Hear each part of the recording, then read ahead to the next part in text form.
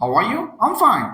আম fine বলার সময় যেমন আমি গ্রামাটিক্যাল কনসেপ্ট চিন্তা করিনি, ঠিক তেমনই ভাবে ওয়াই আর ইউ ফাইন, আপনি কেন ভালো আছেন, তার অ্যান্সারটি আপনার মুখ থেকে বেরিয়ে আসবে সাবলীলভাবে, কোনো গ্রামাটিক্যাল কনসেপ্ট চিন্তা করা ছাড়া অথবা ট্রান্সলেশন চিন্তা করা ছাড়া। হ্যালো ডিয়ার অডিয়েন্স, আজকে আমি আপনাকে ইংরেজিতে দুটি কোয়েশ্চেন করব। আই ডু বিলিভ আপনি যত দ্রুত সম্ভব দুটি প্রশ্নেরই উত্তর দেওয়ার চেষ্টা করবেন। So don't be late, let's start. The first question, how are you? The first question, how are you?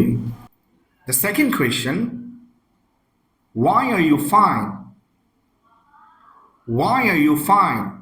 Dear audience, দুটি প্রশ্নের মাঝে নিশ্চয়ই আপনি প্রথম প্রশ্নের উত্তর খুব দ্রুত আমাকে দিয়ে দিয়েছেন, বাট সেকেন্ড কোয়েশ্চেনটি যেটি ছিল ওয়াই আর ইউ ফাইন, তার উত্তর দিতে কি আপনার একটু সময় লেগেছে, অথবা আপনি এখনো পর্যন্ত উত্তর নিয়ে চিন্তা করতেছেন আমি উত্তরটি কি বলবো, কিভাবে বলবো, কোন গ্রামাটিক্যাল প্যাটার্ন ইউজ করব, অথবা এই উত্তরটা কি হতে পারে। এই জাতীয় সমস্যায় যদি আপনি পড়ে থাকেন তাহলে একটু চিন্তা করে দেখুন তো।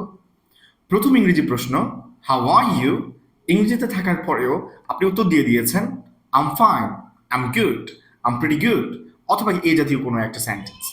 কিন্তু সেকেন্ড কোয়েশ্চেন যেটি ছিল ওয়াই আর ইউ ফাইন, তাও ইংরেজিতে ছিল, কিন্তু ইনস্ট্যান্টলি অথবা ন্যাচারালি কোনো ট্রান্সলেশন করা ছাড়া আপনি তার উত্তর দিতে পারছেন না। এর মূল কারণটা কি? প্রথম যে প্রশ্নের উত্তরটি আপনি দিয়েছেন সেটা এনকোডিং প্রসেসে দিয়েছেন। দ্যাট মিনস এই প্রশ্নটি সচরাচর আপনি শুনে থাকেন এবং এটার উত্তর দিতে আপনি অভ্যস্ত, এবং সচরাচর সবসময় আমরা একটু উত্তর দিয়ে থাকেন। অ্যান্ড দ্যাটস ওয়াই এই প্র্যাকটিস সেশনে থাকার কারণে আপনি এটা এনকোডিং প্রসেসে অর্থাৎ ন্যাচারাল প্রসেসে অ্যান্সারটি করে ফেলেছেন। সেকেন্ড যে কোয়েশ্চেনটি ছিল ওয়াই আর ইউ ফাইন, এই প্রশ্নটি সচরাচর আপনি শুনে অভ্যস্ত না, অথবা উত্তর দিতেও আপনি অভ্যস্ত না। দ্যাট মিনস আপনার প্র্যাকটিস সেশনে এটি খুব কমই থাকে, অ্যান্ড দ্যাটস ওয়াই ন্যাচারালি সেই অ্যান্সারটি আপনার মুখ থেকে বের হয় না, আপনাকে ট্রান্সলেশনের প্রসেসে যেতে হয়। এই দুটো প্রশ্নের অ্যান্সারের ধরন দেখে আমরা একটা জিনিস সুস্পষ্ট বুঝতে পারি, আপনি যেটি আপনার প্র্যাকটিস সেশনে ব্যবহার করতে অভ্যস্ত, অথবা যেটাকে আমরা বলতে পারি সচরাচর আপনি বলে অভ্যস্ত, সেটা আপনি এনকোডিং প্রসেসে বলতে পারবেন। অর্থাৎ ট্রান্সলেশন চিন্তা না করে, সাবজেক্ট ভার্ব অবজেক্ট চিন্তা না করে আপনি সাবলীলভাবে ন্যাচারালি এর অ্যান্সার দিতে পারছেন I'm fine, I'm good, I'm pretty good. এখানে কোনটা সাবজেক্ট, কোনটা ভার্ব, কোনটা অবজেক্ট, কোনটা এক্সটেনশন, তা নিয়ে আপনার চিন্তা করতে হচ্ছে না।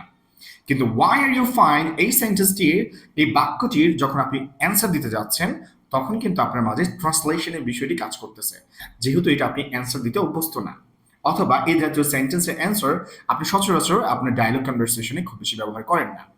সো এখান থেকে আমাদের শিক্ষণীয়, আমাদের অলওয়েজ কি করতে হবে, সব ধরনের প্রশ্নের প্যাটার্ন, বাক্যের ব্যবহারগুলো আমাদের ওরাল সেশনে রাখতে হবে। প্রচুর পরিমাণ কনভারসেশন ক্রিয়েট করেন, তাহলে আপনার মাঝে এনকোডিং প্রসেস অর্থাৎ ন্যাচারালি সাবকনসিয়াসলি কিন্তু আপনার অ্যান্সার দেওয়ার ফোবিয়া মুখ থেকে ফ্লুয়েন্টলি বের হয়ে আসবে। অর্থাৎ how are you? I'm fine বলার সময় যেমন আমি গ্রামাটিক্যাল কনসেপ্ট চিন্তা করিনি, ঠিক তেমনই ভাবে ওয়াই আর ইউ ফাইন, আপনি কেন ভালো আছেন, তার অ্যান্সারটি আপনার মুখ থেকে বেরিয়ে আসবে সাবলীলভাবে, কোনো গ্রামাটিক্যাল কনসেপ্ট চিন্তা করা ছাড়া অথবা ট্রান্সলেশন চিন্তা করা ছাড়া। So don't be late, keep practicing, keep speaking, keep making dialogue and conversation with your friends and family to make some conversation by encoding process, not by translation.